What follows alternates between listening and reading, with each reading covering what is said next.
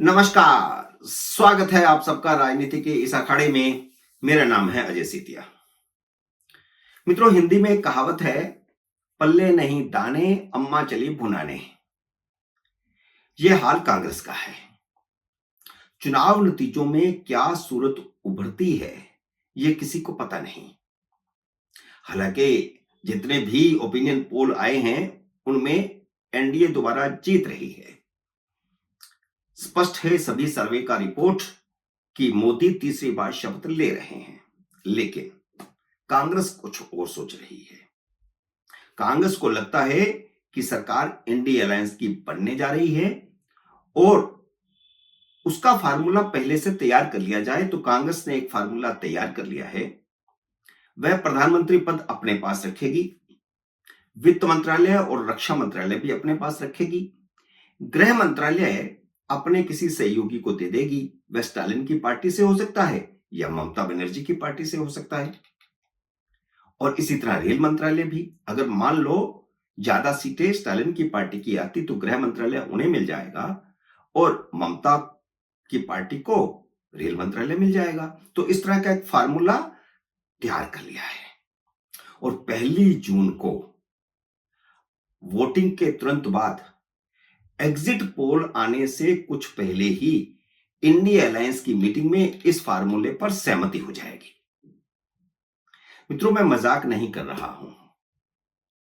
अगर आप इसे मजाक समझते हो तो यह मजाक मैं नहीं कर रहा। कांग्रेस के सबसे ताकतवर नेता जयराम रमेश ने यह मजाक किया है।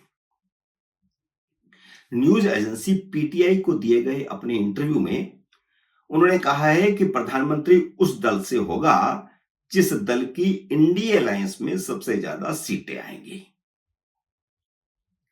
उन्होंने यह भी कहा है कि फार्मूला तैयार है और प्रधानमंत्री की घोषणा नतीजे आने के 48 घंटे के अंदर, यानी 4 को नतीजे आने हैं तो 6 जून को कर दी जाएगी। कांग्रेस पूरी तरह आश्वस्त है कि इंडिया अलायंस में सबसे बड़ा दल तो वो होगा ही। और फार्मूला यह है कि जो सबसे बड़ा दल होगा उसका प्रधानमंत्री होगा। तो फिर वह तय करके 6 तारीख को बता देंगे कि उनका प्रधानमंत्री राहुल गांधी होगा। और 10 या 11 जून को नया प्रधानमंत्री शपथ ग्रहण भी कर लेगा। कांग्रेस को यह पूरी उम्मीद है कि पिछली बार की तरह इस बार भी दूसरे और तीसरे नंबर पर स्टालिन की पार्टी और ममता की पार्टी आएंगी। पिछली बार कांग्रेस को खुद 52 सीटें मिली थी और 2014 में तो 44 सीटें मिली थी। पिछली बार स्टालिन की पार्टी को 23 सीटें मिली थी और ममता की पार्टी को 22 सीटें मिली थी। कांग्रेस को पूरा भरोसा है कि इस बार भी यही दोनों पार्टियां दूसरे और तीसरे नंबर पर होंगी और होंगी भी।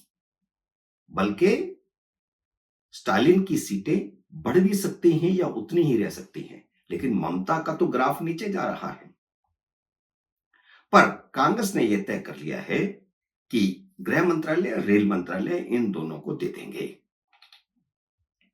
ममता बनर्जी ने इस फार्मूले की जानकारी मिलने के तुरंत बाद ही कहा था कि वह इंडी अलायंस में नहीं है।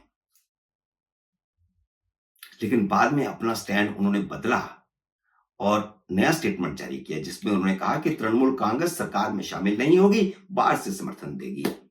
यानी ममता बनर्जी को यह फार्मूला मंजूर नहीं है। एक तरफ तो यह तैयारियां चल रही हैं, दूसरी तरफ जवाहर भवन में बुद्धिजीवियों की मीटिंगें चल रही हैं कि अगर नतीजे कांग्रेस के पक्ष में नहीं आए, अगर इंडिया अलायंस नहीं जीता, तो सारे देश में आंदोलन किया जाएगा। आंदोलन की भूमिका तैयार की जा रही है। घोर भाजपा विरोधी पत्रकार आशुतोष के चैनल की एक एंकर है नीलू व्यास। वे पहले भी कई चैनलों में काम कर चुकी हैं और घोर भाजपा विरोधी वे भी हैं। तो नीलू व्यास का इस तरह का एक वीडियो वायरल हो रहा है, जिसमें वह बता रही हैं कि आंदोलन की रूपरेखा बन रही है। दूसरी तरफ वामपंथी पत्रकार इस तरह की अफवाहें उड़ा रहे हैं कि अगर मोदी हार गए तो जैसे अमेरिका में ट्रंप नतीजे आने के बाद उन नतीजों को मानने को तैयार नहीं हुए थे, ठीक उसी तरह मोदी भी नतीजे मानने को तैयार नहीं होंगे।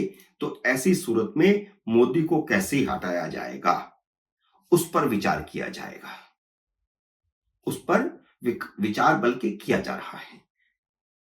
एक यूट्यूब पर इस तरह की बहस में कई सीनियर पत्रकार हिस्सा ले रहे थे, मैंने देखा।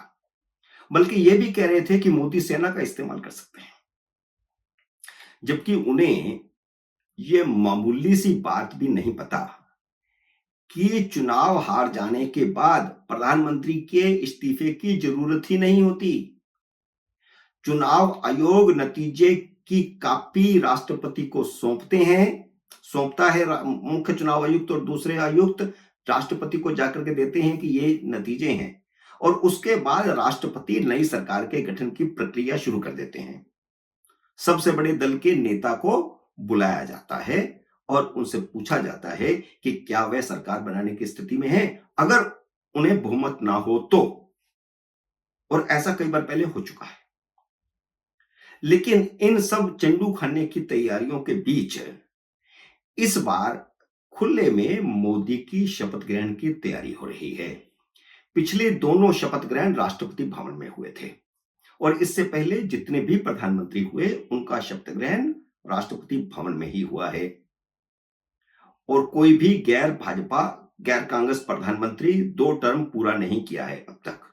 इसलिए इस तरह की तैयारियां की जा रही हैं कि इस बार शपथ ग्रहण राष्ट्रपति भवन में करने की बजाय बाहर किया जाए, खुले में किया जाए, या राष्ट्रपति भवन के सामने भी हो सकता है।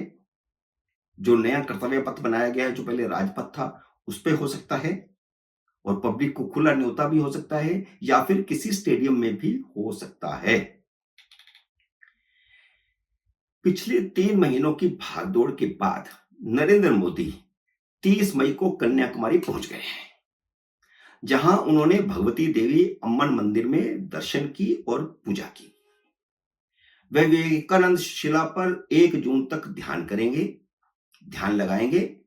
स्वामी विवेकानंद ने इसी शिला पर 1892 में ध्यान लगाया था, और उसके बाद जाकर के उन्होंने वह ऐतिहासिक भाषण दिया था। कांग्रेस ने कल चुनाव आयोग से मोदी की शिकायत की थी कि उनका ध्यान पर बैठना और मौन व्रत रखना चुनाव आचार संहिता का उल्लंघन है।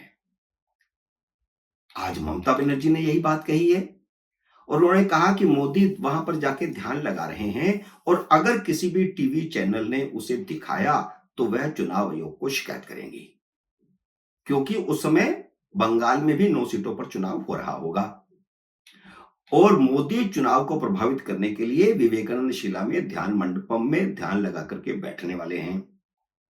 यह ममता का आरोप, ममता का क्या, सारे विपक्ष का आरोप है कि मोदी चुनाव आचार संहिता का उल्लंघन कर रहे हैं।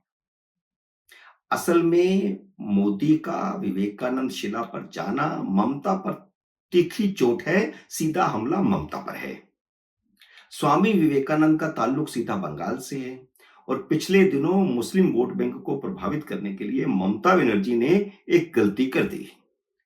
उन्होंने रामकृष्ण मिशन, विवेकानंद आश्रम और भारत सेवा आश्रम जैसे संगठनों पर कुछ तीखी टिप्पणियां करी, कथित तौर पर। बाद में उन्होंने कहा कि मैंने नहीं की है, लेकिन इस पर नरेंद्र मोदी ने मुद्दा बनाकर के प्रहार किया ममता बनर्जी पर। तो अब इसका सीधा असर बंगाल के उन 9 सीटों पर हो सकता है जहां वोटिंग होनी है। इसलिए ममता को लगता है कि मोदी का विवेकानंद शिला पर जाकर के ध्यान लगाना उन्हें चुनाव में बंगाल में भारी पड़ सकता है। इसलिए ममता अब चुनाव आयोग जा रही है। आज के वीडियो में इतना ही। मुझे उम्मीद है मेरा यह वीडियो आपको पसंद आया होगा। इसे लाइक और शेयर कीजिए। अगर आपने मेरे YouTube चैनल को अब तक सब्सक्राइब नहीं किया तो कृपया सब्सक्राइब करके अपना आशीर्वाद दीजिए। जल्दी मिलते हैं अगले वीडियो में किसी अन्य विषय के साथ। तब तक नमस्कार।